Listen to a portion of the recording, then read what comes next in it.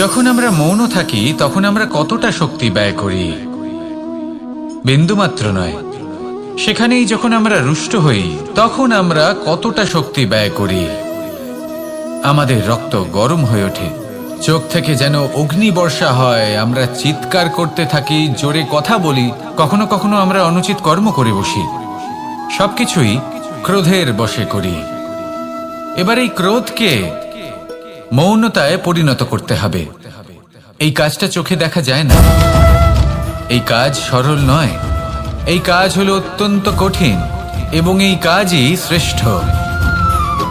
সেই ব্যক্তি শক্তিশালী নন যিনি কথায় কথায় ক্রুদ্ধ হয়ে যান, কথায় কথায় যিনি আক্রমণ করেন। আজ্ঞে না, সব থেকে বেশি শক্তিশালী ব্যক্তি হলেন তিনি যিনি নিজের ক্রোধকে মৌনতায় পরিবর্তন করতে পারেন, যিনি শান্ত মনে পরিস্থিতিকে বোঝেন, তার আকলন করেন আর তারপর বিবেকের দ্বারা সিদ্ধান্ত নেন। তিনি হলেন সব থেকে শক্তিশালী ব্যক্তি। তাহলে সেই ব্যক্তি হয়ে উঠুন আর আমার সাথে ভালোবেসে বলুন, রাধা রাধা। জীবনে যখন আমরা কোনো পরিস্থিতির সম্মুখীন হই তখন আমাদের সামনে দুটো পথ থাকে, তাদের মধ্যে কোনো একটা নির্বাচন আমাদের করে নিতে হবে, এই মনে করে নিতে হবে। নির্বাচন এই সংসারের সব থেকে গুরুত্বপূর্ণ বিষয়। একটা নির্বাচন আপনার বর্তমান বদলে দিতে পারে, আপনার ভবিষ্যৎ বদলাতে পারে, আগামী প্রজন্মের জন্য ইতিহাস রচনা করতে পারে। একটা নির্বাচন। এবার দেখুন, যে পরিস্থিতি আপনার সামনে আছে আপনাকে সেই পরিস্থিতির সম্মুখীন হতেই হবে, সেই কষ্ট সহ্য করতেই হবে, সেই মতোই কাজ করতে হবে। শুধু এই বিষয়টা নির্বাচন করতে হবে যে এই পরিস্থিতির সম্মুখীন হওয়ার সময় আমি কি দুর্বল হয়ে থাকব নাকি আমি শক্তিশালী হয়ে থাকব। এই নির্বাচন এই মনের মধ্যে করতে হবে। আর এই নির্বাচন হলো সব থেকে বেশি গুরুত্বপূর্ণ নির্বাচন। যদি নিজের মনকে শক্তিশালী করে তুলে সেই পরিস্থিতির সম্মুখীন হন তাহলে কিছুই আপনাকে বাধা দিতে পারবে না। পূর্ণ নিষ্ঠার সাথে, সাহসের সাথে এই মনকে শক্তিশালী করে তুলুন, তাহলে কোনো সংকট আপনাকে না বাধা দিতে পারবে না ভাঙতে পারবে। আপনি নিজে সাফল্যের শিখরে পৌঁছতে পারবেন আর এই মন প্রসন্ন হয়ে বলবে, রাধা রাধা। জীবনে সব থেকে বেশি মূল্যবান বস্তু কি? ধন, স্বর্ণ, মাণিক্য, আভূষণ? না, এই সব কিছু মিলিয়েও সময়ের এক মুহূর্তের সামনে মলিন হয়ে পড়ে। এক মুহূর্ত যা এক দরিদ্রকে রাজা করতে পারে, যা এক রাজাকেও দরিদ্র করতে পারে। একটি মুহূর্ত যা আপনার আত্মবিশ্বাসকে পর্বতের শিখরে পৌঁছে দিতে পারে, একটি মুহূর্ত যা আপনার অস্তিত্বকে গভীর সাগরে বিলীন করে দিতে পারে। একটি মুহূর্তের খেলা। সব সময় জীবনে সেই ব্যক্তিকে সম্মান করুন, শ্রদ্ধা করুন যিনি আপনার জন্য সময় বের করে থাকেন। সব সময় সেই ব্যক্তির প্রতি নিষ্ঠাবান থাকুন যেই ব্যক্তি খারাপ সময় আপনার পাশে দাঁড়িয়ে থাকে। এই সময় সব থেকে বেশি মূল্যবান। আসুন আমার সাথে ভালোবেসে বলুন, রাধা রাধা। প্রজাপতি দেখেছেন? কি সুন্দর হয় তাই না এই প্রজাপতি? ওদের দিকে তাকালে নিজের অজান্তেই নিজের মুখে হাসি ফুটে ওঠে। কিন্তু এই প্রজাপতি জন্ম থেকেই এমন দেখতে হয় না। জন্ম থেকে এদের কাছে ডানা থাকে না, এরা উড়তেও পারে না।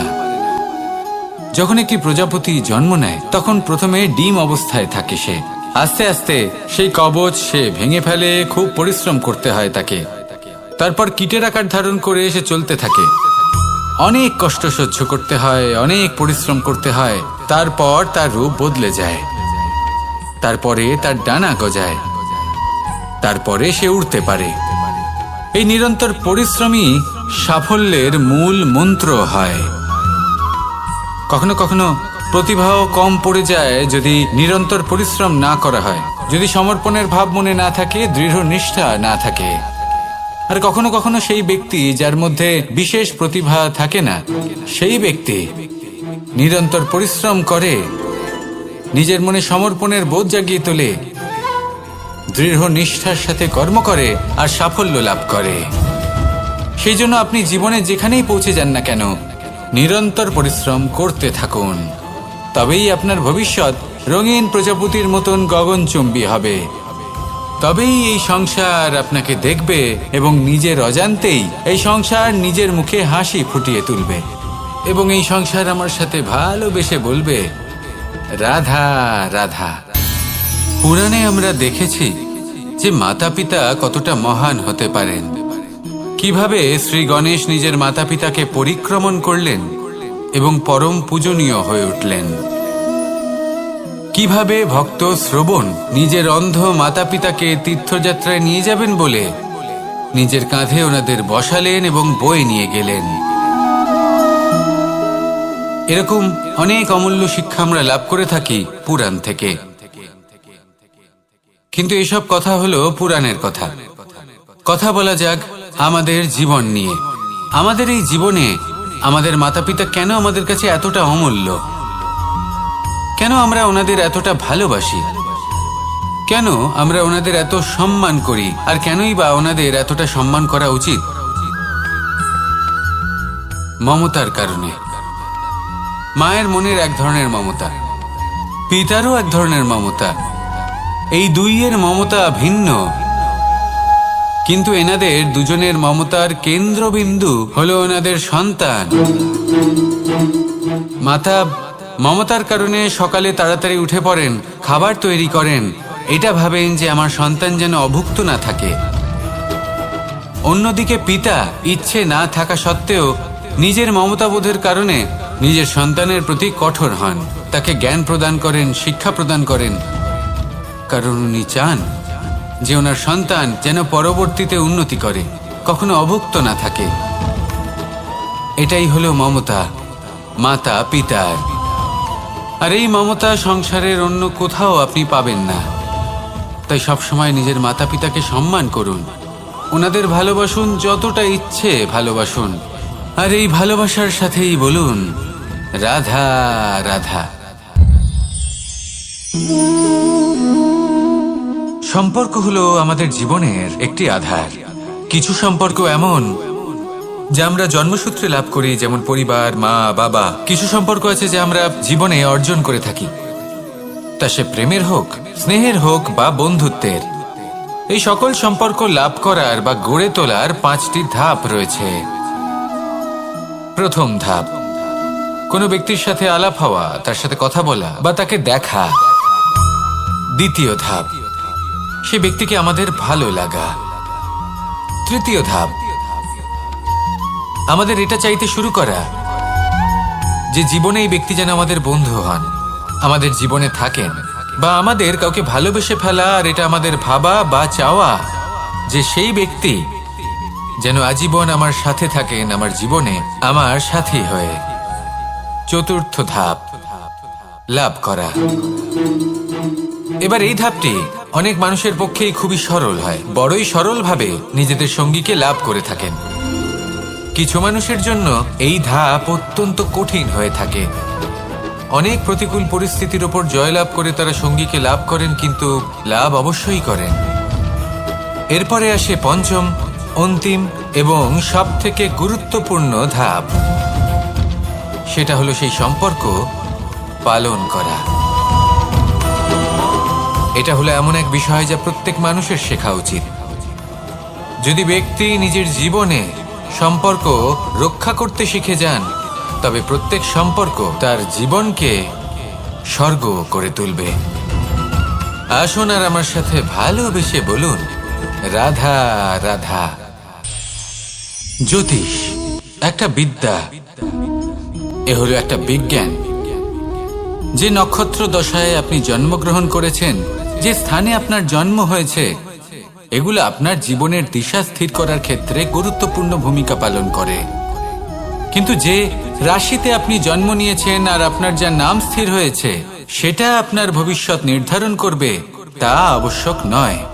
রা দিয়ে রাম এবং রা দিয়ে রাবণ, এই দুজনের রাশি সমান ছিল, কিন্তু একজন নিজের শক্তির দুর্ব্যবহার করলেন। স্বর্ণ লঙ্কার অধিপতি রাবণ, চতুর্দিকে বিজয়ী হওয়া সেই ব্যক্তি নিজের পতনের সম্মুখীন হলেন। শ্রীরাম রাবণকে বধ করলেন। শ্রীরাম, যিনি নিজের কর্ম দ্বারা, নিজের পরিশ্রম দ্বারা ঈশ্বর উপাধি লাভ করেছিলেন, 14 বছরের বনবাস ভোগ করলেন, আর যখন বিপদে পড়লেন তখনও নিজের রাজ্যের সাহায্য নিলেন না। বনের মধ্যে নিজে বানর এবং ভাল্লুকদের নিয়ে একটি সেনাবাহিনী গড়ে তুললেন এবং রাবণকে তার কুকর্মের শাস্তি দিলেন। তাই সর্বদা এটা মনে রাখবেন, আপনার খ্যাতি, আপনার ভবিষ্যৎ আপনার কর্ম নির্ধারণ করে, আপনার রাশি নয়। তাই সবসময় শ্রেষ্ঠ কর্ম করুন আর আমার সাথে ভালোবেসে বলুন, রাধা রাধা। আমাদের সকলের কাছে বৃক্ষ অত্যন্ত প্রিয়।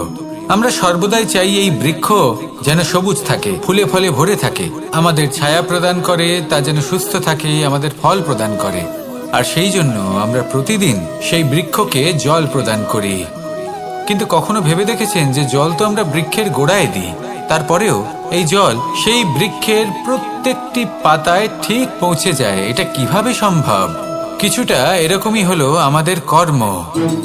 যদি এই পৃথিবীতে থেকে শুদ্ধ মনে সৎকর্ম করেন, এই কর্ম সোজা ঈশ্বরের কাছে গিয়ে পৌঁছয়।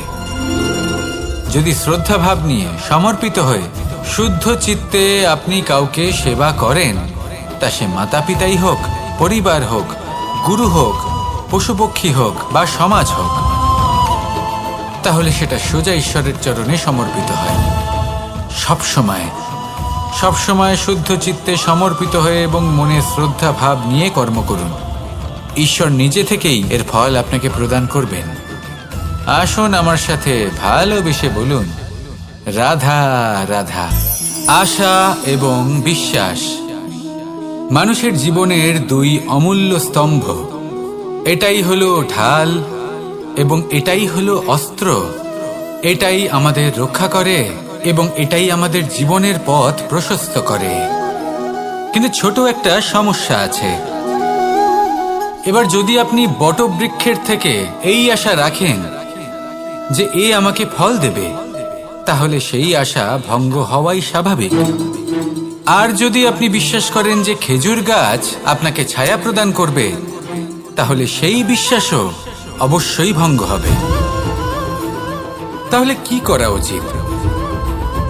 চোখ বন্ধ করে যে কাউকে বিশ্বাস করার আগে বা যে কারোর থেকে আশা রাখার আগে নির্বাচন করুন যে কার ওপর বিশ্বাস রাখতে চান, কার ওপর আশা রাখতে চান। তবে আমি তো বলবো যে বিশ্বাস করতে হলে নিজের ওপর করুন, যে এই সংসারে এমন কোনো কাজ নেই যা আপনি করতে পারেন না। আর শুধু কর্ম করতে থাকুন আর ভরসা রাখুন ঈশ্বরের ওপর, যে উনি আপনার কর্ম দেখবেন আর আপনাকে আপনার কর্মফল অবশ্যই দেবেন, আপনাকে সাফল্য দেবেন। যদি আপনার বিশ্বাস অটল হয়, নিরন্তর পরিশ্রম করেন, তাহলে ঈশ্বর কখনোই আপনার আশা ভঙ্গ হতে দেবেন না। আসুন আর আমার সাথে ভালোবেসে বলুন, রাধা রাধা। যখন মানুষের মৃত্যু হয় তখন কি হয়? অনেক সংখ্যক মানুষ শোক পালন করতে চলে আসেন। যে ব্যক্তি মৃত্যু লাভ করেছেন তার অনেক বস্তু থাকে যেগুলো তার প্রিয়, যেগুলো তিনি ব্যবহার করেছেন। তার শয্যা, তার বস্ত্র, তার আভূষণ সবকিছু তার থেকে বিচ্ছিন্ন করা হয় এবং খালি হাতে তাকে শ্মশানের উদ্দেশ্যে রওনা করা হয়। আমি আপনাকে এই প্রশ্ন করতে চাই, আপনি এই সংসারে কি অর্জন করেছেন? ধন সম্পত্তি, বস্ত্র, আভূষণ, এই সব কিছু যে আপনি অর্জন করেছেন, আপনার মৃত্যুর পরে তা আপনার থেকে দূর হয়ে যাবে। এর উত্তর হলো একটাই, আপনার কর্ম। শুধু সেটাই আছে যা একান্ত আপনার, আর শুধু সেটাই এই সংসার থেকে চলে যাওয়ার পরেও সংসারেই জীবিত থাকবে।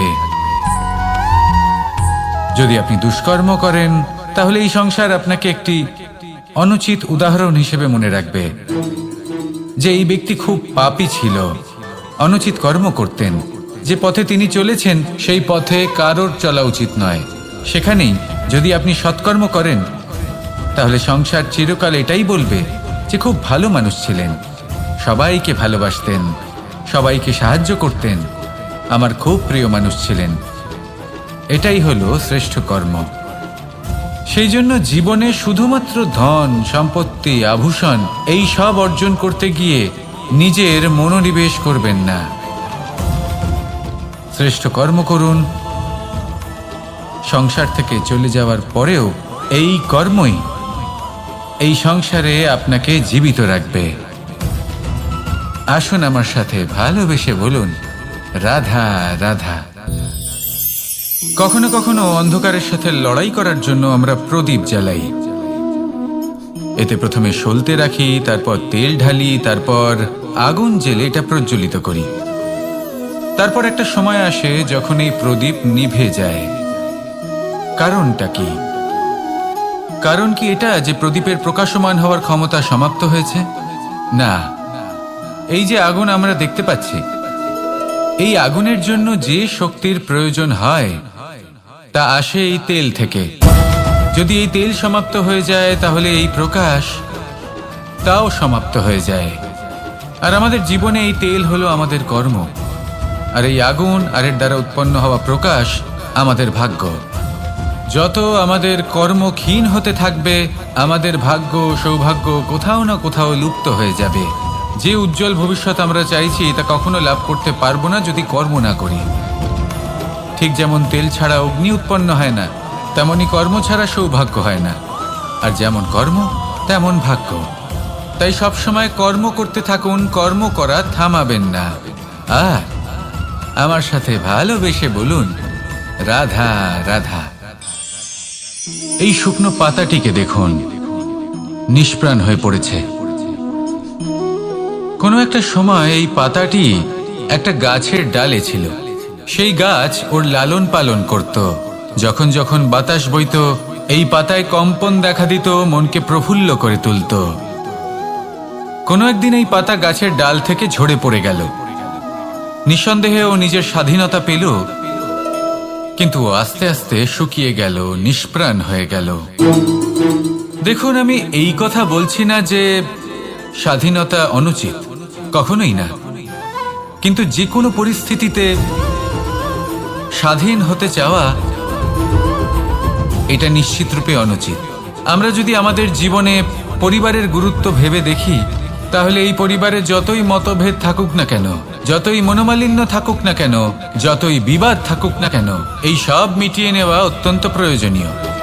সেই সব কিছু সমাপ্ত করা অত্যন্ত প্রয়োজনীয়। কখনো এই পরিবারকে ভাঙতে দেবেন না, কখনো এই পরিবার থেকে দূরে চলে যাবেন না। এই পরিবার হলো আমাদের জীবনের একটা অমূল্য সম্পদ, অমূল্য এক আশ্রয়, যা এই সংসারে হয়তো কোথাও আপনি পাবেন না। তাই একে আগলে রাখুন। ভেবে নিন আপনি পাতা আর আপনার পরিবার সেই গাছ। আসুন আমার সাথে ভালোবেসে বলুন, রাধা রাধা। অনেক সময় আমরা জীবনে অনেক মানুষকে এমন বলতে শুনে থাকি যে আমি অসফল হয়েছি কারণ আমার সময় ভালো যাচ্ছিল না। আমি এই জিনিসটা লাভ করতে চাইছিলাম কিন্তু করতে পারলাম না কারণ আমার সময়টা ভালো যাচ্ছিল না। আমি আমার জীবনে ওই মহান কাজটা করতে চাইছিলাম কিন্তু করতে পারলাম না। কেন? কারণ আমার সময়টা ভালো যাচ্ছিল না। কিন্তু যে মুহূর্তে ভালো সময় আমার জীবনে আসবে, আমি সব কিছু প্রাপ্ত করব। এমন প্রায় প্রত্যেকেই বলেন। আসুন একটা কথা বোঝা যাক। একজন মালিকে দেখুন, সে প্রত্যেক দিন গাছের সেবা করে, তাকে জল দেয়, তার যত্ন আত্তি করে। কেন? প্রত্যেক দিন সেই গাছ ফল দেয় না। সঠিক সময় এলে তবেই সেই গাছ ফল দেয়, কিন্তু প্রত্যেক দিন মালি তার সেবা করে, তাকে যত্ন করে। শুধুমাত্র তখন করে না যখন সেই গাছ ফল দিতে সক্ষম। আর যদি মালি গাছের যত্ন প্রতিদিন না করে, তাহলে হয়তো সেই গাছ ফল দিতেই পারবে না।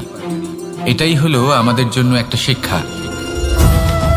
যখন সময় আমাদের জন্য অপেক্ষা করে না, তখন আপনি সময়ের জন্য কেন অপেক্ষা করছেন? ভালো সময়ের জন্য অপেক্ষা করবেন না। ভালো এবং শুভ কর্ম দ্বারা ভালো সময়কে নিজের কাছে টেনে আনুন। নিরন্তর কর্ম করুন, পরিশ্রম করতে থাকুন। শুভ সময় আপনা থেকেই আপনার কাছে আসবে। আসুন আমার সাথে ভালোবেসে বলুন, রাধা রাধা। একে বালি বলুন, মাটি বলুন বা ধুলো বলুন, এ দিয়ে কত কিছু করা সম্ভব। এ দিয়ে আপনি নিজের বাসস্থান নির্মাণ করতে পারেন, প্রাচীর গড়ে তুলতে পারেন, অট্টালিকা নির্মাণ করতে পারেন। কিন্তু যদি এই বালিকে আপনি মুষ্টিবদ্ধ করে রাখতে চান, তাহলে তা হাত থেকে ফসকে যাবে। আপনি কখনোই একে মুষ্টিবদ্ধ করতে পারবেন না। এরকমই হয় আমাদের জীবন, আর এরকমই হয় সময়। এই মুষ্টিবদ্ধ করা বালির মতো। সময়কে আমরা বাধা দিতে পারবো না, আটকেও রাখতে পারবো না। এ হলো প্রবাহমান। জন্ম থেকে মৃত্যু পর্যন্ত এই যে সময়, তা খুবই সীমিত। আর এই সময় আমরা যেটাই করি তার দ্বারাই আমাদের মূল্য নির্ধারিত হয়। আর এই সংসার থেকে চলে যাওয়ার পরেও এই সংসার এই সব কর্মের জন্যই আমাদের মনে রাখে। তাই যদি আপনি এটা ভাবেন যে আজ যে কর্ম করার ছিল আমি না হয় কাল করে নেব, কাল আমার লক্ষ্যে পৌঁছানোর কথা ছিল আমি পরশু পৌঁছব, না, এই সময় খুব মূল্যবান, একে নষ্ট করবেন না। এই সময়কে সদ্ব্যবহার করুন, মহান হবার পথে অগ্রসর হন। একে যদি মুষ্টিবদ্ধ করে রাখার চেষ্টা করেন, এই সময় থেমে থাকবে না। আসুন আমার সাথে ভালোবেসে বলুন, রাধা রাধা। আমাদের জীবনে অনেক ধরনের ব্যক্তি এসে থাকেন। কেউ কেউ আমাদের সাথে থেকে যান, কেউ আমাদের থেকে দূরে চলে যান। কেউ ভালো মানুষ হন, কেউ খারাপ মানুষ। কিন্তু আমরা সবসময় সেই সময়টাকে নিয়ে দুঃখ প্রকাশ করি যখন আমাদের জীবনে কোনো খারাপ ব্যক্তি প্রবেশ করেন। তারা আমাদের খারাপ অনুভূতি দেন, দুঃখ দেন, কষ্ট দেন। আমরা সবাই তাকে ভালো মন্দ কথা বলি। কিন্তু কেন? এমন বিভিন্ন ধরনের মানুষ, খারাপ মানুষ, ভালো মানুষ সবার জীবনেই আসেন এবং সকলকেই একটা অমূল্য শিক্ষা দান করে যান। এবার আপনি নিজেই ভেবে দেখুন, জীবনে যখন প্রথমবার আপনি আগুন স্পর্শ করেছিলেন, তখন আপনি একটা শিক্ষা লাভ করেছিলেন যে আমাকে আগুনের থেকে একটু দূরে থাকতে হবে। তারপর আস্তে আস্তে আপনি শিখলেন যে কিভাবে এই আগুনকে নিয়ন্ত্রণে রাখতে হবে। তারপর আপনি শিখলেন যে কিভাবে নিজের জীবনে তাকে প্রয়োগ করতে হবে, তা সে অন্ধকারে প্রকাশ লাভ করার জন্য হোক বা খাবার বানানোর জন্য। সেইভাবেই কোনো খারাপ ব্যক্তি যখন আপনার জীবনে আসে, কোনো শিক্ষা দিয়ে যান, তার প্রতি কৃতজ্ঞ থাকুন। তার বিষয় খারাপ ভাবার বা খারাপ অনুভূতি নিয়ে থাকার কোনো প্রয়োজন নেই। সেই শিক্ষা লাভ করুন, ইতিবাচক মনোভাব নিয়ে জীবনের সামনে এগোতে থাকুন। কেউ নেই যিনি আপনাকে বাধা দিতে পারেন। আসুন আমার সাথে ভালোবেসে বলুন, রাধা রাধা। এই সংসারে অনেক অনেক এমন জ্ঞানী আছেন যারা নিজের সমস্ত জীবন জ্ঞান অর্জন করতে অতিবাহিত করেছেন। এই সংসারে এমন কোনো বেদ নেই, কোনো পুরাণ নেই, কোনো শাস্ত্র নেই, কোনো ভাষা নেই যা ওনারা জানেন না। এমন কোনো বিষয় নেই যা নিয়ে ওনারা কোনো বক্তব্য রাখতে পারবেন না। কিন্তু আমরা এই সকল জ্ঞানীকে কি ভালোবাসতে পারি? এনাদের সকলকে সম্মান করতে পারি না। কারণটা কি? দেখুন, বেদ পড়া একটি আলাদা বিষয়, বেদনা বুঝতে পারা অন্য ব্যাপার। এবং বেদনা বোঝার জন্য, সেই জ্ঞান লাভ করার জন্য আপনাকে মন থেকে করুণা এবং প্রেমের সঠিক অর্থ বুঝতে হবে। সামনের ব্যক্তির বেদনা বুঝতে হবে, তার যন্ত্রণাকে বুঝতে হবে। তারপর যে জ্ঞান আপনি অর্জন করেছেন বেদ থেকে, পুরাণ থেকে, শাস্ত্র থেকে, তা প্রয়োগ করে তার বেদনার নিবারণ করা, সেটা বেশি গুরুত্বপূর্ণ। সেই জন্য জীবনে শুধুমাত্র শাস্ত্র এবং বেদ পড়ে জ্ঞান অর্জন করতে সময় নষ্ট করবেন না। মন থেকে প্রেমের কি অর্থ সেই বিষয়ে জ্ঞান লাভ করার চেষ্টা করুন। করুণাও বুঝতে চেষ্টা করুন। একজন শ্রেষ্ঠ ব্যক্তি হয়ে উঠুন আর আমার সাথে ভালোবেসে বলুন, রাধা।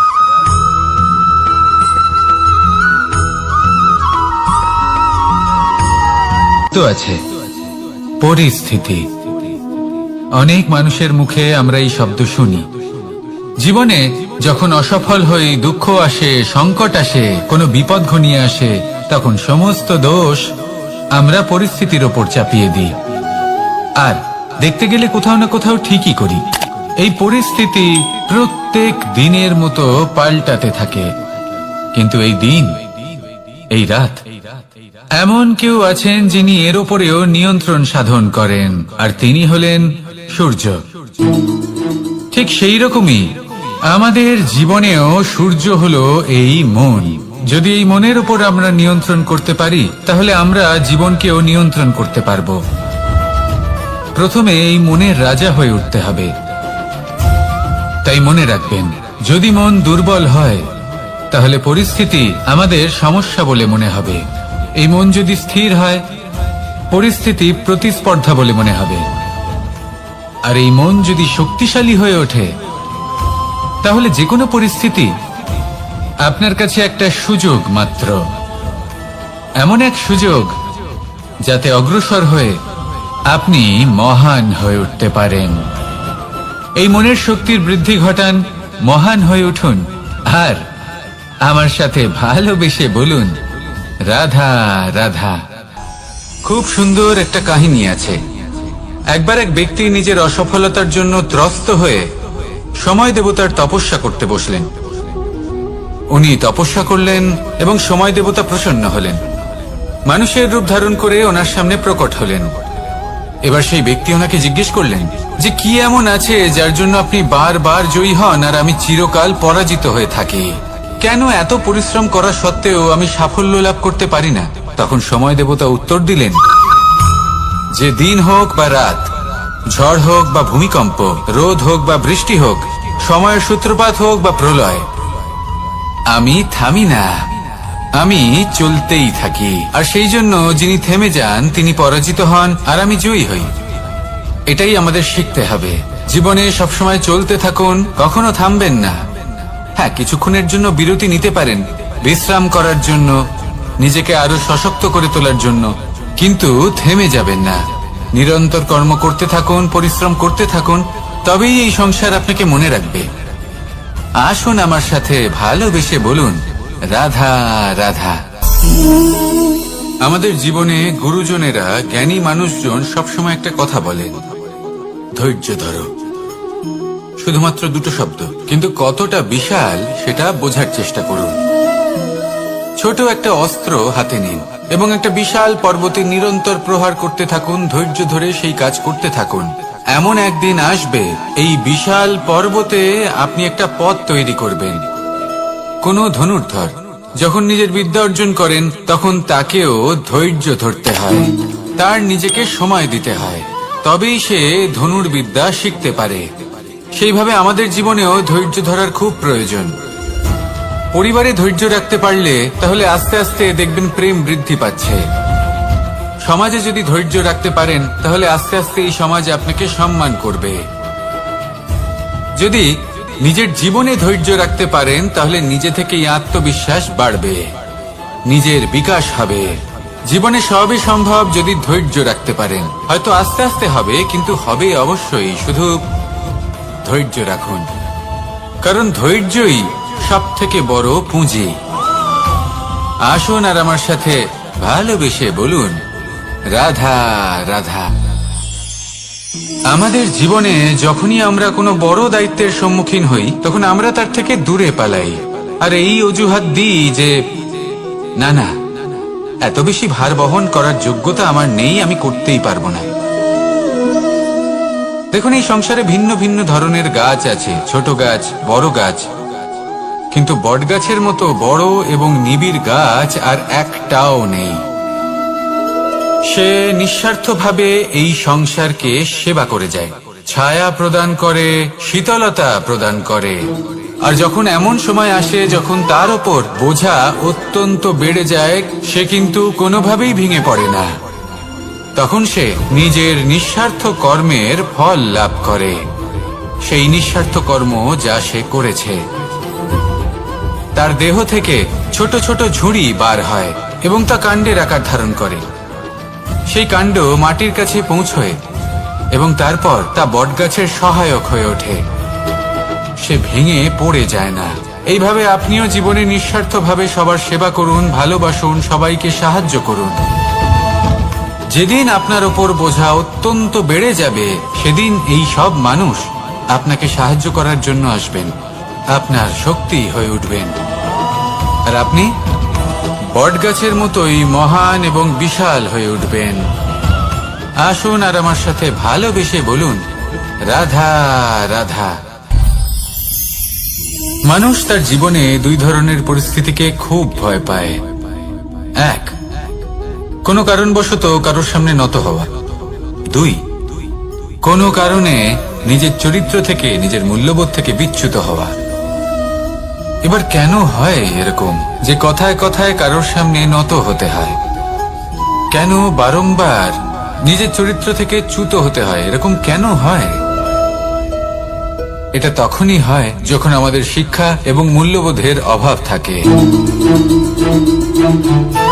যদি মানুষের মধ্যে প্রকৃত শিক্ষা থাকে, তাহলে এই সংসারে কোনো সময় এবং কারোর সামনেই নত হওয়ার কোনো প্রয়োজন নেই। যদি মানুষের মধ্যে মূল্যবোধ থাকে, তাহলে তাকে নিজের মূল্যবোধ বা চরিত্র থেকে বিচ্যুত হতে হয় না, তা সে যাই হয়ে যাক না কেন। কোনো বালককে যদি জন্ম থেকেই সুশিক্ষার অধিকারী করা হয়, শিক্ষিত করা হয়, মূল্যবোধের অধিকারী করা হয়, তবে সে এই সংসারে এমন কর্ম করবে যাতে সে নিজেকে, নিজের পরিবারকে, সমগ্র সমাজকে গর্বিত করতে পারে। শিক্ষা লাভ করুন, মূল্যবোধ লাভ করুন এবং আমার সাথে ভালোবেসে বলুন, রাধা রাধা। আমাদের সকলের জীবনে একটা লক্ষ্য থাকে যেটা আমরা লাভ করতে চাই। ঠিক যেন একটা প্রতিস্পর্ধা বিদ্যমান যে কে সব থেকে আগে নিজের লক্ষ্যে পৌঁছতে পারবে। আর সেই জন্য আমরা সকলেই খুব তাড়াতাড়ি এগোতে চেষ্টা করি, বড় এবং দীর্ঘ পদক্ষেপ ফেলি যাতে তাড়াতাড়ি নিজের লক্ষ্যে পৌঁছতে পারি। কিন্তু এক অত্যন্ত গুরুত্বপূর্ণ বিষয় আছে, সবসময় লক্ষ্য সামনে থাকবে না, কখনো কখনো তা খুঁজতে হয়। এই যাত্রা খুব কঠিন হতে পারে, আর ঠিক এই কারণেই সবসময় দ্রুত গতিতে চলা বা তাড়াতাড়ি পথে চলা সেটা আবশ্যক নয়। তার থেকেও বেশি গুরুত্বপূর্ণ হলো ভেবেচিন্তে তারপর পথ চলা। যদি ভেবেচিন্তে পদক্ষেপ ফেলেন, চলতে পারেন, তাহলে সেটাই সর্বশ্রেষ্ঠ পদক্ষেপ। কখন কোন দিকে যেতে হবে, কখন কোথায় দিক পাল্টানো যাবে না, কখন গতি বেশি রাখতে হবে, কখন কম, কখন থামবো, কখন চলবো, এই সব কিছুর বিষয়ে জ্ঞান অত্যন্ত গুরুত্বপূর্ণ এবং ভেবে চিন্তে চলতেই হবে। সেই জন্য শুধু তীব্র গতিতে সামনে এগোলে চলবে না, ভাবনা চিন্তা করে এগোতে হবে। আসুন আমার সাথে ভালোবেসে বলুন, রাধা রাধা। কখনো কোনো প্রজাপতিকে উড়তে দেখেছেন? কি সুন্দর উড়ে বেড়ায় সে, এক ফুল থেকে অন্য ফুলে, এক পাতা থেকে অন্য পাতার উপর। কিন্তু সে কিভাবে উড়তে শেখে কখনো ভেবেছেন? জন্ম থেকেই কিন্তু প্রজাপতির ডানা থাকে না, ও কিন্তু ছোট্ট একটা ডিমের আকারে জন্ম লাভ করে। তারপর সেই ডিমটি ভেঙে একটি কীট বাইরে আসে। আস্তে আস্তে সে বড় হয়, ওর শক্তি বৃদ্ধি পায়। তারপর সে সেই কীট দশা ত্যাগ করে নিজের ডানাগুলি মেলে। এই প্রক্রিয়া তার কাছে সরল নয়, অত্যন্ত যন্ত্রণাদায়ক প্রক্রিয়া, কিন্তু সে সেই যন্ত্রণা মেনে নেয়। আর তারপর আস্তে আস্তে সে উড়তে শেখে। শুধুমাত্র আকাশে উড়ে বেড়ায় তা নয়, আমাদের মনের মাঝে উড়ে বেড়ায়। এবার এই ডিম থেকে প্রজাপতি হয়ে ওঠার যে যাত্রা, এটা যতটা কঠিন, ততটাই কঠিন হয় এই সংসারে শ্রেষ্ঠ কর্ম করা, ততটাই কঠিন হয় এই সংসারে মহান হয়ে ওঠা। সেই জন্য প্রয়োজনীয় প্রচেষ্টা এবং সময়। নিরন্তর প্রচেষ্টা করতে থাকুন, পর্যাপ্ত সময় নিন এবং আপনি নিজেকে এই আকাশে উড়ন্ত অবস্থায় পাবেন। আসুন আমার সাথে ভালোবেসে বলুন, রাধা রাধা। পায়েস হলো আমার বিশেষ প্রিয়। এর মধুর স্বাদ মনকে প্রফুল্ল করে তোলে। ছোটবেলায় মা আমার জন্য পায়েস বানাতেন এবং আমাকে বলতেন যে গরম থাকতে থাকতে খেয়ে নে কানাই, ঠান্ডা হয়ে গেলে ভালো লাগবে না। কিন্তু আমিও দুষ্টু ছিলাম, ঠান্ডা হওয়া পর্যন্ত অপেক্ষা করতাম, আর ঠান্ডা হয়ে যাওয়ার পরে মার কাছে যেতাম আর ওনাকে বলতাম যে মা, পায়েস তো ঠান্ডা হয়ে গেছে। এটা গরম করে দিন। তখন মা হাসতেন আর বলতেন যে পায়েস না হয় আমি আবার গরম করে দেব কানাই, কিন্তু এর মধুর স্বাদ, সেই মিষ্টত্ব, সেই সুবাস, সেটা আবার ফিরে আসবে না। কথাটা সত্যি। আর এই সত্যটাই আমাদেরও জীবনের সত্য। আমাদের জীবনের মধুর সম্পর্কগুলি, এতে যখন কটুভাব প্রবেশ করে তখন সেই মিষ্টত্ব ফিরিয়ে আনা প্রায় অসম্ভব ব্যাপার হয়ে যায়। আপনি চেষ্টা করে সেই সম্পর্ক ঠিক করতেই পারবেন, তার জন্য অগাধ পরিশ্রম করতে হবে, কিন্তু আবার সেই মিষ্টত্ব কখনো ফিরে আসবে না। সেই জন্য আপনার জীবনের যে মধুর সম্পর্ক আছে, যতটা সম্ভব চেষ্টা করুন তাতে মিষ্টত্ব বজায় রাখতে। কটুভাব আসতে দেবেন না। আসুন আর আমার সাথে মধুর স্বরে বলুন, রাধা রাধা। শব্দ, শব্দ আসলে কি? শুধুই কয়েকটি অক্ষরের সমষ্টি, নাকি আমাদের বাণী? এই শব্দ এমন এক শক্তি যা কাউকেই নিজের বশবর্তী করে ফেলতে পারে। শব্দ এমন এক অস্ত্র যা কাউকে ক্ষত বিক্ষত করে দিতে পারে। এই শব্দ হলো একটি নাদ স্বরূপ যা কোনো ঘুমন্ত ব্যক্তিকেও জাগিয়ে তুলতে পারে এবং নিজের লক্ষ্যের দিকে অগ্রসর করতে পারে। শব্দে এত শক্তি আছে যে কারোর মনে এতটা আঘাত দিতে পারে যে সে হয়তো জীবনে আর কখনো এগোতেই পারল না। তাহলে এই শব্দের প্রয়োগ খুব ভেবে চিন্তে করবেন। এবং এই শব্দের মতোই হলো নীরবতা। অনেক সময় এই নীরবতা আমাদের সহায়ক হয়ে ওঠে। অনেক সময় এটা আমাদের অনুশোচনাকে অনেক বেশি বাড়িয়ে তুলতে পারে। ভীষ্ম পিতামহ, অঙ্গরাজ কর্ণ, যখন দ্রৌপদীর বস্ত্রহরণ হচ্ছিল তখন এনারা নীরব ছিলেন। দুর্যোধনের বিরোধিতা করেননি, ওকে বাধা দেননি। আর তারপর কি হলো সেটা আপনারা সকলে জানেন। দেখতে গেলে নীরবতা চুপ করে থাকা, কিন্তু যদি কোনো দুষ্টের সামনে চুপ করে থাকেন, যদি তার বিরোধিতা না করতে পারেন, তাহলে এই নীরবতাই অনেক বড় পাপের আকার ধারণ করে। মনে রাখবেন আর আমার সাথে ভালোবেসে বলবেন, রাধা রাধা। আভূষণ, কার না ভালো লাগে এই আভূষণ? আমরা পরিশ্রম করি, ধন অর্জন করি আর আভূষণ কিনে থাকি, কখনো নিজের জন্য, কখনো বা তাদের জন্য যাকে আমরা ভালোবাসি, বা তাদের জন্য যাকে আমরা সম্মান করি। হয়তো সেই জন্যই সীতা চূড়ামণি ধারণ করেছিলেন এবং আমি সামন্তকমণি। কিন্তু এটাই কি সেই প্রকৃত আভূষণ যা আপনার মূল্য বৃদ্ধি করে? না। শ্রীরামের আভূষণ হলো ওনার নম্র ভদ্র ব্যবহার।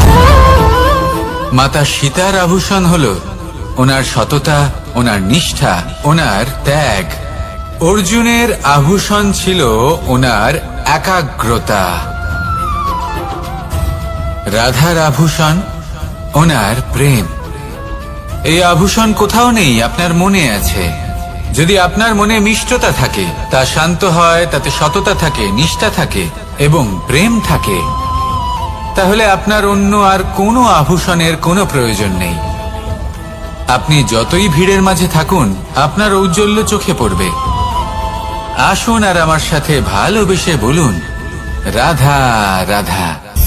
এই সংসারের সবথেকে বড় সত্যি হলো জন্ম এবং মৃত্যু, কিন্তু আরো বড় একটা সত্য আছে, মিত্র এবং শত্রু, যা আমাদের সকলের জীবনে থাকে। মিত্র সে যে আমাদের সঙ্গ দেয় এবং সংসারের সবথেকে উঁচু শিখরে আমাদের নিয়ে যায়, এবং শত্রু সে যে যে কোনো মুহূর্তে যে কোনো শিখর থেকে আমাদের নিচে ফেলে দিতে পারে। এবার বিচিত্র ব্যাপার হলো এটাই যে আমরা নিজেরাই এদের সাথে নিয়ে চলি, নিজেরাই এদের পালন করি। তা কি করে?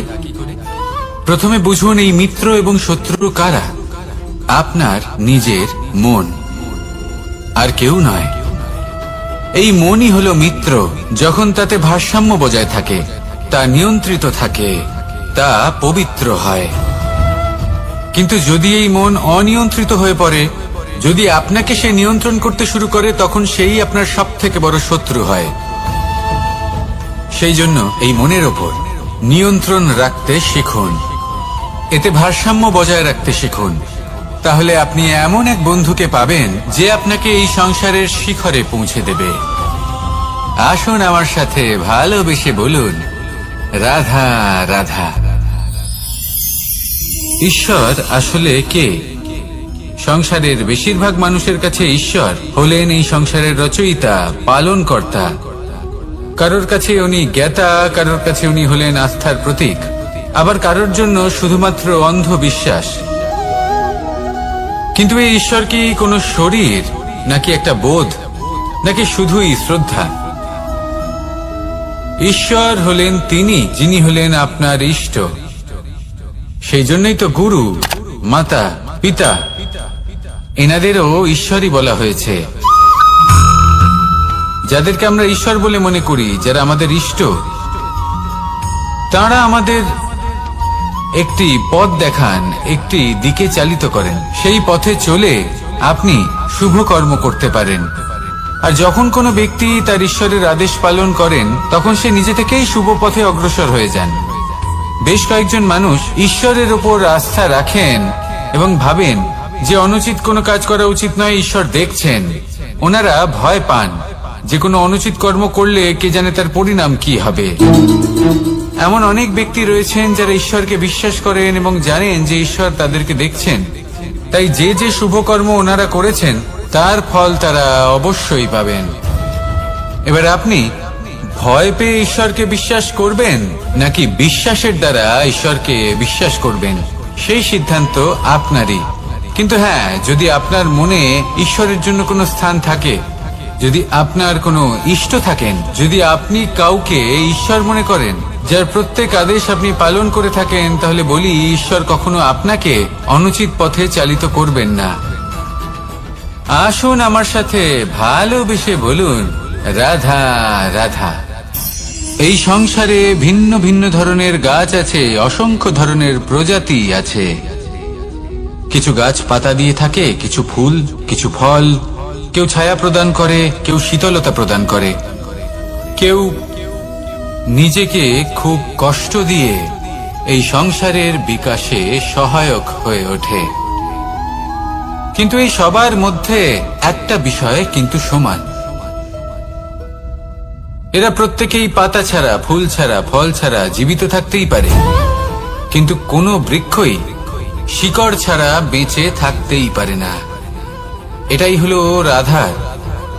ঠিক সেইভাবেই আমাদের জীবনে শক্তি হোক, ধন হোক বা সাফল্য হোক, আমাদের বা আমাদের পরিবারের প্রসন্নতাই হোক, এই সব কিছুর আধার হলো, সবকিছুর মূল হলো পরিশ্রম। তাই জীবনে চিরকাল পরিশ্রম করতে থাকুন। যদি আপনি জীবনে মহান হবার পথে অগ্রসর হতে চান, তাহলে পরিশ্রম করুন। এই পরিশ্রম দ্বারাই নিজের পরিবারকে প্রসন্ন করুন, নিজের বন্ধুদের প্রসন্ন করুন, এই সমাজকে গর্বিত করুন। আসুন আমার সাথে ভালোবেসে বলুন, রাধা রাধা। এই সংসারের সব থেকে বড় রোগ কোনটা? কেউ বলবে মানসিক রোগ, কেউ বলবে সেই রোগ যা সর্পদংশনের ফলে হয়ে থাকে। এই সংসারে ভিন্ন ভিন্ন ধরনের রোগ আছে এবং তার সাথে ভিন্ন ভিন্ন ধরনের যন্ত্রণাও রয়েছে। এমন একটা রোগ আছে যা চোখে দেখা যায় না, যা আপনার শরীরে কোনো দাগ রেখে যায় না, কিন্তু আপনার আত্মাকে পর্যন্ত ক্ষত বিক্ষত করে, অসুস্থ করে তোলে, বিনাশ করে দেয় আপনাকে এবং তার সাথে আপনার আত্মাকেও। এই অসুখের নাম হলো লালসা। লালসা, যে কর্ম সাধন করেছেন তার থেকে বেশি ফল লাভ করার আশা। লালসা, যা আজ আছে তার থেকে অনেক বেশি লাভ করার ইচ্ছে। এই ইচ্ছে এই সংসারে সবার থেকে এগিয়ে থাকার আপনাকে প্রেরণা যোগাবে, কিন্তু তার জন্য আপনাকে অপরাধযোগ্য কাজ করতে উৎসাহিত করবে। আপনার বন্ধু, আপনার আত্মীয়, আপনার পরিবার, এই সবার থেকে আপনি কখন দূরে চলে যাবেন আপনি বুঝতেই পারবেন না।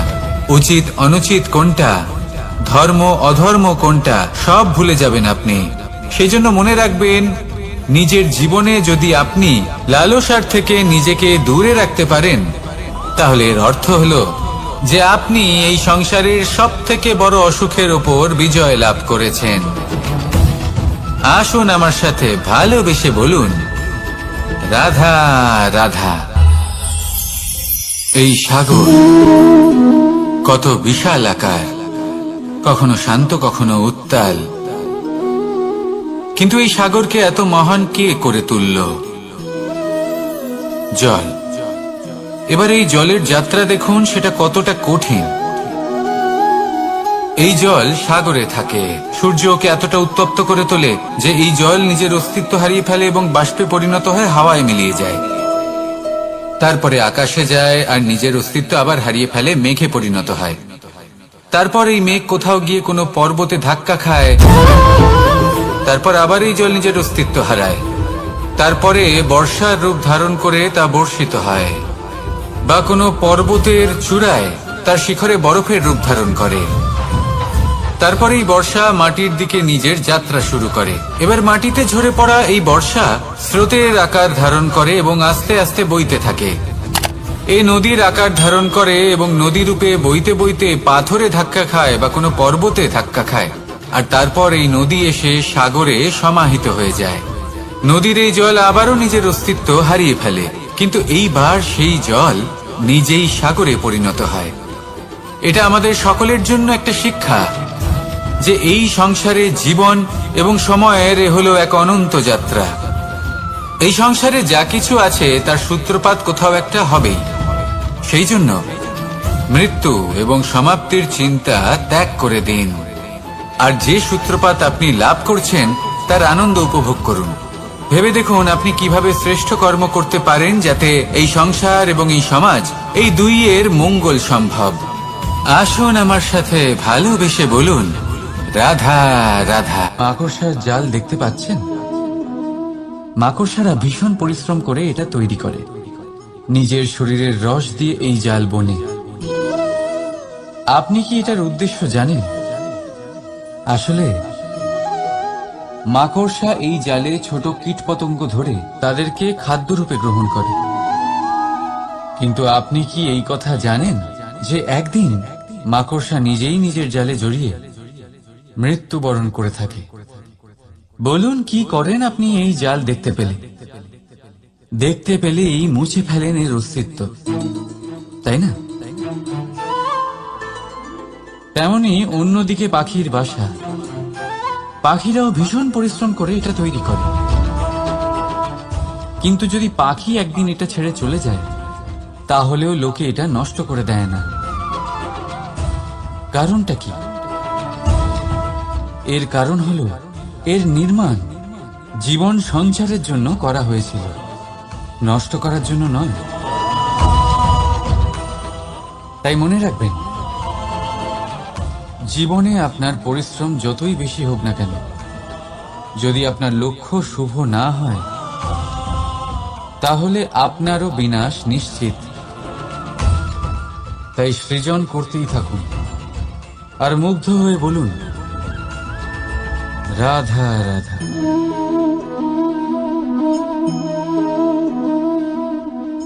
আপনার কি মনে হয় আমি কি করছি?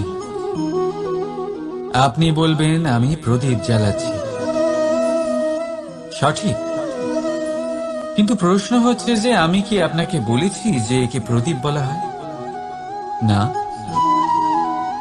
এই প্রদীপ কি নিজেই নিজের পরিচয় আপনাকে দিয়েছে? না। তাহলে আপনি কি করে জানলেন যে একে প্রদীপ বলা হয়? উত্তর হচ্ছে, পড়বে যে লোকে আপনাকে প্রদীপ ভেবে ভালোবাসবে নাকি সাপ ভেবে ভীত হয়ে থাকবে। রাধা রাধা। সময় কত বিচিত্র হয়। সময় আমাদের পক্ষে থাকলে আমরা নিজেদের রাজা মনে করে নিই, আর সেই সময় যদি বিপক্ষে চলে যায় তাহলে নিঃস্ব হতে সময় লাগে না। তাই মানুষের একটা অভ্যেস আছে, খারাপ সময়ের জন্য কিছু সঞ্চয় করা। আত্মীয়, বন্ধু খারাপ সময়ে পাশ থেকে সরে যায়, যশ, মান প্রতিকূল সময় চিরস্থায়ী হয় না। তাই মানুষ মনে করে অর্থ সঞ্চয় করাই শ্রেয়। অর্থের কোনো হৃদয় নেই যা সময়ের সাথে পরিবর্তিত হবে। সংসার বলে সর্বদা অর্থ সঞ্চয় করতে থাকুন। খারাপ সময় অবশ্যই কাজে লাগবে, কিন্তু আমি বলবো শুভ কর্ম করতে থাকুন, আনন্দে থাকুন, নিজের ওপর আর ঈশ্বরের ওপরে বিশ্বাস রাখুন। খারাপ সময় কখনো আসবেই না। রাধা রাধা। প্রকৃতি মানুষকে এক বিশেষ শক্তি দিয়েছে, অন্য জীবের থেকে বেশি শক্তি দিয়েছে। স্মরণ শক্তি। এই শক্তি মানুষকে অন্য জীবের থেকে ভিন্ন করে, ইতিহাস রচনা করার প্রেরণা দেয়, জ্ঞানকে বংশানুক্রমে এগিয়েও নিয়ে যায়। আর যারা ভুলে যান, অধিকাংশ সময় তারা উপহাস আর দয়ার পাত্র হয়ে যান। কিন্তু এটাই কি প্রকৃত রূপে সত্য? না। এই স্মরণ শক্তি মানুষের বিকাশের সব থেকে বড় বাধা হয়ে দাঁড়ায়। তার মনকে দূষিত করে দেয়। খারাপ অভিজ্ঞতা, কারোর করা বিশ্বাসঘাতকতা, কারোর কটাক্ষ বেশিরভাগ মানুষই ভুলতে পারেন না। রাধা রাধা। মানুষ নিজের পরিবারের জন্য কত কিছুই না করে, দিন রাত পরিশ্রম করতে থাকে যাতে তার পরিবারের প্রয়োজন পূরণের জন্য অর্থ রোজগার করতে পারে। কিন্তু শুধু অর্থ রোজগার করাটাই কি যথেষ্ট? আপনি বলবেন হ্যাঁ, নিশ্চয়ই। অর্থ দিয়ে সব কিছু পাওয়া যায়, বিদ্যা পাওয়া যায়, বাড়ি পাওয়া যায়, ওষুধ পাওয়া যায়, আর কত কিছুই না পাওয়া যায়। এই সব একটা পর্যায় পর্যন্ত সঠিক, কিন্তু একটু মন দিয়ে ভেবে দেখুন, যখন কোনো শিশু অসুস্থ হয়ে পড়ে তখন সে ওই তিক্ত ওষুধ কেন খেয়ে নেয়? এই জন্য কারণ ওর পিতা সেই ওষুধ অর্থ দিয়ে কিনেছে?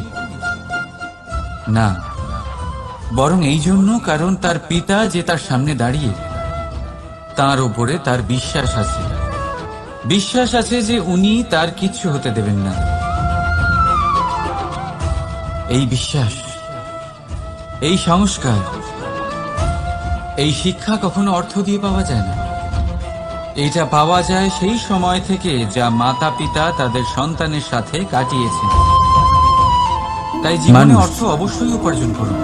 নিজের পরিবারের জন্য কত কিছুই না করে, দিন রাত পরিশ্রম করতে থাকে যাতে তার পরিবারের প্রয়োজন পূরণের জন্য অর্থ রোজগার করতে পারে। বিরোধিতা। কিন্তু শুধু অর্থ রোজগার করাটাই কি যথেষ্ট? আমরা সবাই ভয় পেতে থাকি। আপনি বলবেন হ্যাঁ, নিশ্চয়ই। অর্থ দিয়ে সব কিছু পাওয়া যায়, বিদ্যা পাওয়া যায়, বাড়ি পাওয়া যায়, ওষুধ পাওয়া যায়, আর কত কিছুই না পাওয়া যায়।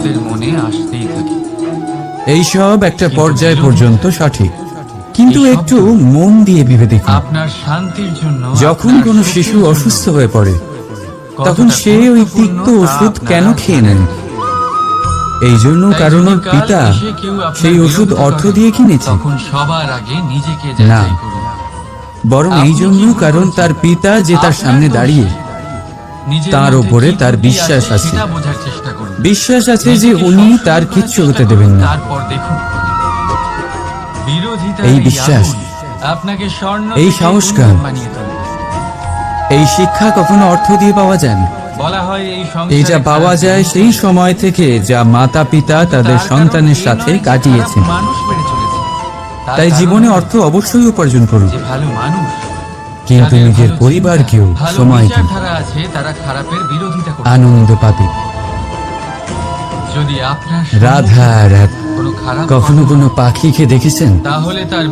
যখন তারা ডিম পাড়তে প্রস্তুত হয় তখন তারা সবচেয়ে আগে একটা স্থান খোঁজে, একটা স্থান যা বর্ষা, রৌদ্র আর শত্রুর থেকে সুরক্ষিত হয়।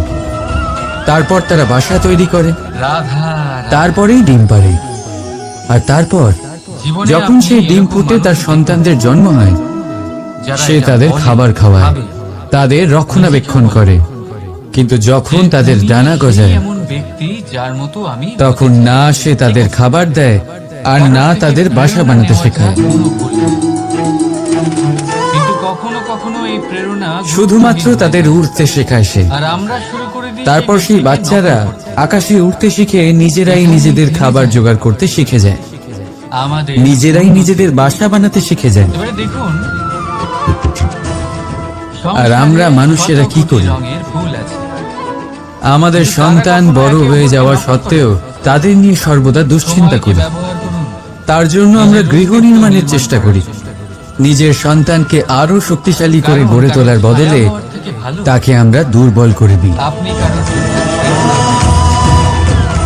জীবনে সেটাই করুন যা একটা পাখি করে, নিজের সন্তানকে আকাশে ওড়ার শিক্ষা দিন, সংস্কার দিন, আর একটা নির্দিষ্ট সময়ের পরে তাকে নিজের আকাশ নির্ধারণ করতে মুক্ত করে দিন।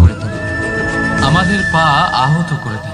রাধা রাধা। সাগরে সেতু বাঁধার গল্প তো আপনারা নিশ্চয়ই শুনে থাকবেন। এই কঠিন পথে রামচন্দ্রের সেনাকে 100 যোজন সমুদ্র অতিক্রম করে লঙ্কায় আক্রমণ করতে হতো। সেতুকার নল আর নীল সেতু বাঁধার উপায় বের করলো, কিন্তু প্রশ্ন ছিল সেতু বাঁধা কি করে হবে? সমুদ্র অত্যন্ত গভীর, কত পাথর দেওয়া হলে এই বিশাল সমুদ্র অতিক্রম করা সম্ভব হবে? তখন এক উপায় নির্ধারিত হলো। সেখানেই খারাপ সময় পাথরের ওপর লেখা হলো রামের নাম, আর যখন সেই পাথরগুলোকে সাগরে ফেলা হলো সেগুলো ভাসতে লাগলো। এবারে কেউ বলবেন এটা রামচন্দ্রের নামের মহিমা, তার মুখে লাগাম, কেউ বলবেন এটা নারায়ণের কোনো জাদু, একজন ভালো চালক, কিন্তু না, সেই ঘোড়ার এটা রামচন্দ্রের সেই গুণ, ওনার ব্যক্তিত্বের সেই মহান দিক যা ওনার প্রতিনিধিত্ব করেছে। তাই সেই পাথরও সাগরে ভেসে ওঠে। যদি এটা বিবেকের লাগাম দিয়ে মাঝে মাঝে আমরা টেনে না ধরি, ঠিক সেইভাবেই যেখানে আমরা থাকি না সেখানে আমাদের গুণ আমাদের প্রতিনিধিত্ব করে। আপনি আপনার লক্ষ্যে আমাদের নামের শক্তি তখন মনের এই লাগাম আমরা নিজেরাই তৈরি করি, আমাদের কর্ম দিয়ে, বিবেকের এই পথ আমাদের গুণ দিয়ে। ভালোভাবে এবার সিদ্ধান্ত আপনার যে আপনার নামের সাহায্যে কেউ বিপদ থেকে উদ্ধার হবে নাকি আপনার দুষ্কর্মের ফলে কেউ ডুবে যাবে। ভালো করে ভেবে দেখুন। রাধা রাধা। কখনো এই প্রকৃতির দিকে তাকিয়ে থাকতে, এই প্রকৃতি অনেক ধরনের শিক্ষা দেয়। কোন একটা গাছকে দেখুন কিভাবে সে মাটি থেকে জল শুষে নেয়, কখনো ঘরে না। সে ঝড় হোক বা হোক কড়া রোদ সব সহ্য করে এবং অবশেষে সে ফল ধারণ করে তৈরি হতে পারে। আর সেই ফল উৎপন্ন করার পরে সে ফল কিন্তু সে নিজে গ্রহণ করে না, এই সংসারকে প্রদান করে, যাতে পশু পাখি মানুষ তারা এই ফল গ্রহণ করে শক্তিশালী হয়ে উঠতে পারে, সুস্থ থাকতে পারে। সেভাবেই নদী, সরোবর এরা নিজেরাও কিন্তু নিজেদের জল গ্রহণ করে না, মাটিকে প্রদান করে, পশু পাখিকে প্রদান করে। সূর্য নিজেও নিজের জন্য প্রজ্বলিত হয় না, হলো কর্ম আর ন্যায়। সে প্রকাশ ছড়িয়ে দিতে চায় আমাদের সবার কাছে, সে আলো পৌঁছে দিতে চায়। এই প্রত্যেকের কর্মে পরমার্থ নিহিত আছে, আর সেই জন্যই এদের সকলকে পুজো করা হয়। তাই মনে রাখবেন, আপনার কাছে জীবন যাপনের অতিরিক্ত যা কিছুই আছে তা পরমার্থের জন্য। তাহলে তার সদ্ব্যবহার করুন আর আমার সাথে ভালোবেসে বলুন রাধা রাধা। আমরা প্রত্যেকেই অবশ্যই এমন সময় দেখেছি যখন অনেকগুলো সমস্যা একসাথে আমাদের জীবনে এসে পড়ে। সমস্যা আমাদের প্রত্যেকের জীবনেই থাকে, আমরা তার সমাধান খুঁজতে চেষ্টা করি, কখনো সমাধান খুঁজে পাই, আবার কখনো মহাদেব যতই হয়ে চেষ্টা করি না বিনাশ কেন কোনো সমাধান খুঁজেই পাই না। এই আমি। আর যখন এটা হয় তখন মানুষ সংগতিপূর্ণ। অত্যন্ত বিচলিত হয়ে পড়েন। কিন্তু শুধু নিজের ততক্ষণ, আত্মীয়-স্বজন, নিজের যতক্ষণ বন্ধু আপনি বা এটা সংসার সবার সাথে ভাগ এদের করছেন। ওপরে এই দোষ চাপিয়ে দেন যে কিন্তু এদের আমরা জন্যই এই সমস্যা এসেছে। বহুবার এর মানে বুঝতে এবার যদি পারি। আমি আপনাকে এই কোনো অহংকে পরামর্শ দিই সীমিত তাহলে করে এটাই বলবো একটা ব্যক্তিও যে দৃষ্টিভঙ্গি পাল্টে দেখুন। শুধু এই দৃষ্টিভঙ্গি দিয়ে নিজে। দেখুন যে এই সংসারে আর তখন যে সমস্যায় জেগে আসুক না কেন তার জন্য অহংকার। কেউ দোষী নয়, যাতে না আপনি প্রাধান্য পায় না অন্য শুধুমাত্র কেউ। আমি। এই পুরো খেলাটাই আমরা নয়। আপনার আর একজন মানসিকতা, ব্যক্তি একা আপনার দৃষ্টিভঙ্গি, না আপনার উৎপাদন মনে। করতে পারে, আর না করতে কিভাবে? পারে সৃজন। বোঝাচ্ছি, এবারে দেখুন, যখন আমাদের মন বৃষ্টি শক্ত আর থাকে ফোঁটা, তখন তারও কঠিন অস্তিত্ব থেকে আছে। কঠিনতর পরিস্থিতিও আমাদের কিন্তু তা জীবনে ধরে খুব বেশি থেকে হলে পড়লেই প্রতিস্পর্ধা সমাপ্ত হয়ে থেকে যায়। সেখানে কিন্তু যখন যদি আমাদের মন দুর্বল থাকে ফোঁটাগুলি একসাথে পড়ে তখন তখন অল্প শুরু হয় কঠিন বর্ষা। পরিস্থিতিও আর আমাদের তখনই কাছে তৈরি খুব হয় বড় ধারা। সমস্যা হয়ে যায়, তাই না? একটা শক্ত মন রাধা রাধা। কঠিন পরিস্থিতিকে প্রতিস্পর্ধা হিসেবে দেখে আর তার মধ্যে ওটা সুযোগ খুঁজে নেয়। বলুন, আমাদের শুধু কি এটাই দেখতে করতে পাচ্ছেন হবে। আপনি? এই সংসারে অন্য আমার কাউকে হাতের দোষী এই মনে সাদা করলে বস্ত্র? আপনার সমস্যা নাকি এতে দূর হয়ে লেগে যাবে না। থাকা সেই জন্য এই কালো এই দাগ? সংসারকে দোষ দেওয়ার বদলে এবারে সত্যি এই কথা সমস্যার বলতে কি? মূলে চলে যান। আপনার নজর সবার আগে এই সেটাকে কালো বুঝুন। দাগের উপরে গেছে। নিজের এই মনকে শক্ত করে তুলুন। এমনই তো হয়। যদি আপনার মন শক্তিশালী হয় তাহলে এই ভীষণ কম সংসারে মানুষ থাকেন অনেক বড় যারা বড় ভাবেন, কঠিন থেকে কঠিনতর কোনো ব্যক্তি পরিস্থিতিও ভীষণ যদি পরিশ্রম আসে, করে এই বস্ত্র আপনার পেয়েছে। জীবনে যতই এটা বড় বড় শুকিয়েছে। সমস্যা আসুক না কেন আপনার বেশিরভাগ লক্ষ্য মানুষের লাভে নজর বাধা যায় দিতে এই পারবে না। দাগের উপরে। আসুন আমার সাথে ভাবেন যে এটা ভালোবেসে কি করে বলুন, রাধা কিছুটা রাধা। এরকমই হয় আমাদের ব্যক্তিত্বের সাথে। আমরা সবাই পাথর আমাদের দেখেছি, শুভ কর্মের উপরে পর্বতও আমাদের দেখেছি, একটা খারাপ কর্ম শুকনো পাতাও দেখেছি, ভারী মনে হয়। শ্যামল বনানীও দেখেছি। এবারে ভাবুন, কখনো ভেবেছেন যদি আমি পাথরের চন্দ্রের অস্তিত্ব কথা কিন্তু বলি, ততক্ষণ পর্যন্ত যতক্ষণ তাহলে সে তার পর্বতের শীতল গায়ে আলো আটকে থাকে। দেখার যখন সেই পূর্বে পর্বত থেকে তার সেই পাথর কলঙ্ক ভিন্ন লক্ষ্য হয়ে করুন। যায় ও নিজের সেই অস্তিত্ব চাঁদে লেগে হারিয়ে থাকা ফেলে। কালো দাগ দেখে নিন। আস্তে আস্তে কখনো পাথর কেটে বা কখনো পিষ্ট হয়ে সেই জন্যই সেই পাথর বিশেষ আস্তে করে আস্তে মাটিতে পরিণত যারা হয় শুধুমাত্র শুভ চিন্তা এবং করেন, পূর্ণরূপে পরোপকারী নিজের কর্ম অস্তিত্ব যারা করেন, হারিয়ে ফেলে। তাদের আমি বলবো, এটাই সাবধানে পাতার থাকুন। সাথেও হয়। এই পাতা কারণ আপনার যতক্ষণ একটা খারাপ গাছের কর্ম ডালের সাথে যুক্ত ততক্ষণ তার অস্তিত্ব থাকে। চিরকালের যখনই জন্য ডাল উদাহরণ থেকে দেয়। বিচ্ছিন্ন হয় সেও নিজের অস্তিত্ব হারিয়ে রাধা, ফেলে। রাধা। আর এটাই আমাদের সাথেও হয়। যতক্ষণ আমরা সাফল্য। নিজেদের আপনজনের সাথে যুক্ত থাকি যদি আমাদের আপনাকে অস্তিত্ব জীবনে বজায় সাফল্য থাকে। পেতে হয়, যখন তাহলে আপনি আপনজনদের একাধিক সাথে মানুষ সম্পর্ক পাবেন, ছিন্ন করি যারা তখন একাধিক আমরাও উপায় আমাদের বলবে অস্তিত্ব আপনাকে হারিয়ে ফেলি। সাফল্য পাবেন। এবার এই সংসারের প্রত্যেক ব্যক্তি স্বতন্ত্র থাকতে চান, নির্ধারণ, নিষ্ঠা, আর অনেক ব্যক্তি স্বতন্ত্র থাকবেন বলে আপনজনদের দূরে করে দেন একাধিক আর তাদের রকমের সাথে এই উদাহরণ সম্পর্ক আপনার সামনে ছিন্ন তুলে করেন। ধরবেন। এটা কি সত্যি কিন্তু প্রয়োজন? আমার এটা মনে হয় আপনজনদের সাথে সম্পর্ক ছিন্ন আমরা করে কেন নিজের সেই অস্তিত্ব বিষয়ে হারিয়ে কথা ফেলা বলি না? প্রয়োজনীয়, যা মানুষ নাকি আপনজনদের সাথে সম্পর্ক বজায় রেখে ব্যাপার অসফল হওয়া নিশ্চিত নিজেদের হয়। স্বতন্ত্র করে রাখা কিন্তু সেটা দুই আবশ্যক। ধরনের মানুষ নির্বাচন আপনারই। বেশিরভাগ অসফল। আসুন আমার সাথে ভালোবেসে প্রথম বলুন, তারা, রাধা যারা ভাবে রাধা। অনেক কিছু কিন্তু কিছুই করে না। আপনি কি কখনো আর নৌকা দ্বিতীয় যাত্রা তারা, করেছেন? যারা অনেক করে না কিছু থাকলেও করতে নিশ্চয়ই থাকে, দেখেছেন যে এই জল ভাবনা চিন্তা যা না নিজের অন্তরে সব কিছু সমাহিত করে নিতে পারে, এই নৌকা ভাবনা সেই জলের আর উপরেই কর্ম। ভেসে থাকে। এদের নদীর মাঝে স্রোত কাটিয়ে সে সামঞ্জস্য সামনে রাখা অগ্রসর খুব হয়। জরুরি। কিন্তু যদি এই নৌকায় কোনো ছিদ্র হয় তাহলে কিন্তু জীবনে সেই নৌকা কখনো ডুবে অসফল যাবে। হবেন না। আর এতে কোনো তফাৎ হবে না যে সেই ছিদ্র ছোট নাকি বড়, আপনি নৌকা অনেককে ডুবে যাবে। এই কথা নিশ্চয়ই বলতে শুনেছেন। এই ছিদ্র হলো আমাদের এই জীবনে ব্যক্তির আমাদের দৃষ্টিতে অপগুণ, দম্ভ আছে। আমাদের দোষ, এই আমাদের ব্যক্তির বিকার। চোখের ওপর অহংকারের কখনো পর্দা এটা ভাববেন পড়ে না আছে। যে ইত্যাদি, এই দোষ ইত্যাদি। খুবই ছোট, এতে কিছুই যাবে আসবে না। না, চলুন আমি আপনাকে সেই একটা ছোট প্রশ্ন দোষ, সেই ছোট বিকার আপনি যদি সেটাকে শুধরে দেখেন না কি? নেন তাহলে সেটা আপনাকে আপনার পতনের দিকে নিয়ে যাবে।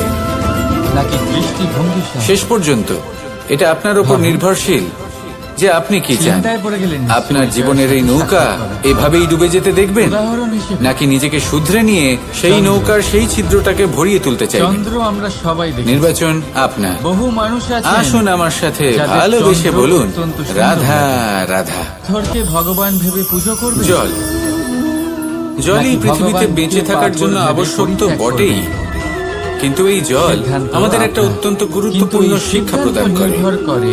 আপনার কখনো এই জলকে দেখেছেন?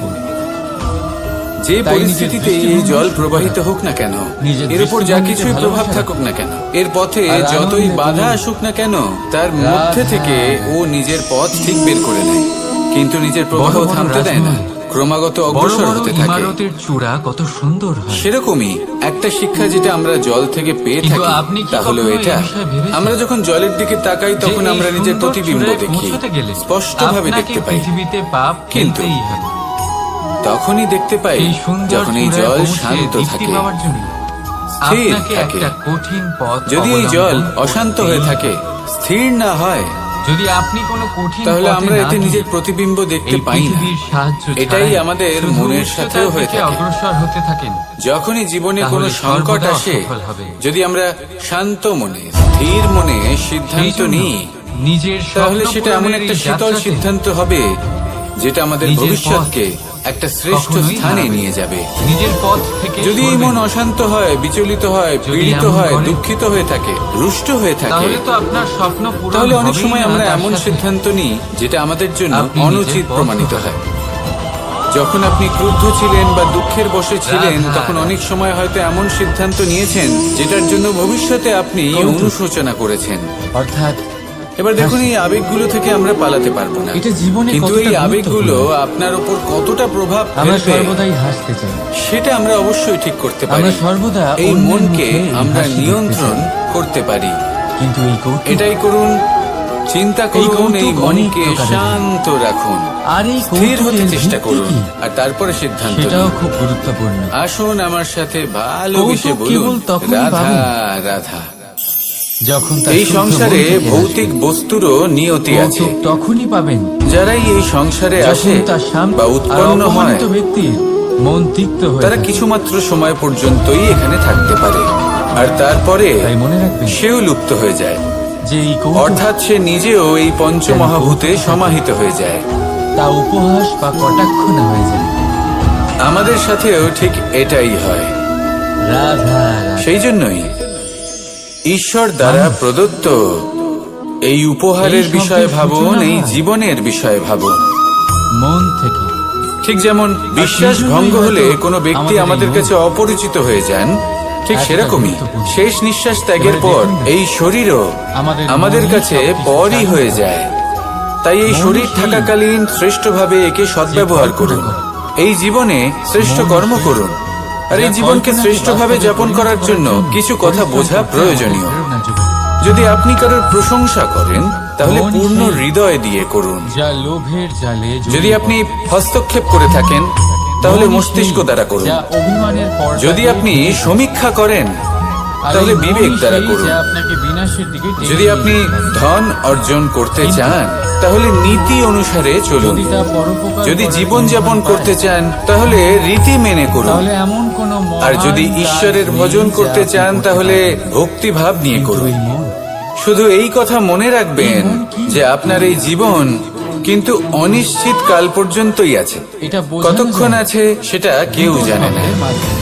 তাই কিছু মুহূর্ত যেটা যাপন করতে আমরা এখানে এসেছি, সেখানে ক্রোধ, অহংকার, ঈর্ষা, একজন কুশল সেবক, এইসব আবেগের কি গুরুত্ব বলুন তো? দ্বিতীয়, এগুলো ত্যাগ একজন করুন। সংকটপ্রবণ মালিক। মানুষকে ক্ষমা করতে শিখুন, যদি আস্তে আপনার এই আস্তে মন বিশ্বাস করতে আপনার শিখুন। নিয়ন্ত্রণে থাকে, এই সংসারে নিঃস্বার্থভাবে সেই হলো প্রেম আপনার করতে শিখুন, আর সেবক। সবার মধ্যে আনন্দ বিতরণ করুন। তাই তাই এই আপনার সব গুণ অস্তিত্ব যদি আছে। আপনি আত্মসাৎ করতে পারেন, যদি আপনার মন তাহলে আপনার আপনার জীবনে শুধু কর্মের আনন্দ উপর এবং নিয়ন্ত্রণ আনন্দই করে। বিরাজমান হবে। তাহলে এই মন আসুন আমার আপনার সাথে মালিক। ভালোবেসে বলুন, রাধা আর তখন রাধা আপনার রাধা বিনাশ রাধা রাধা তাই রাধা। নিজের এই ধর্মরথের 4টি অশ্ব চালানোর জন্য যিনি সারথি হবেন, তার যে 4টি গুণ থাকা প্রয়োজন, সেই সমস্ত আপনার আমার গুণ সাথে আনন্দে বলুন, অর্জুনের মধ্যে উপস্থিত রাধা, রয়েছে। রাধা। কর্মের শক্তি রয়েছে, এই সুর ধর্মের শুনতে প্রতি পাচ্ছেন? আসক্তি রয়েছে, এটা শুদ্ধ জ্ঞানের লোভা। অভিব্যক্তি রয়েছে এবং সমর্পণের ভক্তি রয়েছে। অস্ত্র নিশ্চিত পাচারের রূপে কাজে। ধর্মরথে কিন্তু সারথি আপনি হবার কখনো জন্য ভেবে অর্জুনই দেখেছেন সব এই থেকে সুর যোগ্য। কিভাবে তৈরি হয়? আর ও শুধুমাত্র দ্রৌপদীর স্বামীই হবে না, অংশকে পিটিয়ে ইতিহাসে কুরু বংশের রাজকুমার বা ইন্দ্রপুত্রের নামেই শুধু পরিচিত হবে না, বরং অর্জুনই ভাবুন স্বয়ং ইতিহাস লোহার টুকরো রচনা করবে। অর্জুনই হবে কৃষ্ণ সারথি, যত্র যোগেশ্বর কৃষ্ণ জীবনের সমস্ত তত্র পার্থ ধনুর্ধর। আমরা কত প্রভাবশালী কাজ করি। তাহলে আসুন আর আমার সাথে ভালোবেসে বলুন, রাধা রাধা। তাহলে আসুন আমার সাথে ভালোবেসে বলুন, আপনার কি মনে হয় আমি কি করছি? আপনি বলবেন আমি প্রদীপ জ্বালাচ্ছি, সঠিক। জীবনে বিশ্বাস কতটা গুরুত্বপূর্ণ। কিন্তু প্রশ্ন হচ্ছে যে আমি কি আপনাকে বলেছি যে একে প্রদীপ বলা হয়? একজন না। স্ত্রী তার স্বামী এই প্রদীপ কি নিজেই নিজের পরিচয় আপনাকে দিয়েছে? যে কোনো জায়গায় যেতে পারে না। তাহলে এর কারণ হলো আপনি কি করে জানলেন যে তার একে নিজের প্রদীপ স্বামীর বলা উপরে হয়? বিশ্বাস আছে। যখন একজন মা উত্তর তার হচ্ছে ছোট বাচ্চাকে কোলে তুলে প্রকাশ। হাওয়ায় ওঠায়, তখন সেই বাচ্চা যে ভয়ভীত স্বয়ং হয়ে যায়। জ্বলে অন্ধকারের মধ্যে তার কারণ সংসারকে হলো পথ দেখায়, বিশ্বাস। সেটাই প্রদীপ, তার বিশ্বাস আছে যে তার যা মা নিরাশার তার মাঝে কিছু হতে দেবে না। আশার আলো প্রদর্শন এক করে, বৈদ্যের দেওয়া ঔষধ সেটাই প্রদীপ। সন্তান কিছু না অপর বুঝে শুনেই দিকে খেয়ে ফেলে। আছে যা, সেই বৈদ্যের জ্ঞানের বিষয়ে তার যাকে কোনো না ধারণা দেখেও থাকে তার না। ফনার আওয়াজ শুনেই লোকে শুধু ভয় পেয়ে যায়। নিজের পিতার উপরে বিশ্বাস আছে যে তার পিতা তাকে খারাপ তার কিছুই মানে দেবে না। ব্যক্তির পরিচয় যখন এই তার সংসারে কর্মের দ্বারা প্রতিটা পাওয়া বন্ধন যায়। তাই বিশ্বাসের আপনার উপর এটা দাঁড়িয়ে বলার আছে। প্রয়োজন নেই যে আপনার তাহলে পরিচয় কেন কি। এই বিশ্বাসকে আমরা এটা জীবনে আনতে আপনার পারি না? কর্মই নিশ্চিত করবে আপনি যে নিজেই লোকে দেখুন। আপনাকে প্রদীপ ভেবে এই বিশ্বাস ভালোবাসবে নিজের জীবনে এনে দেখুন, নাকি সাপ ভেবে ভীত হয়ে থাকবে। আরো সুন্দর হয়ে যাবে। তাই রাধা রাধা।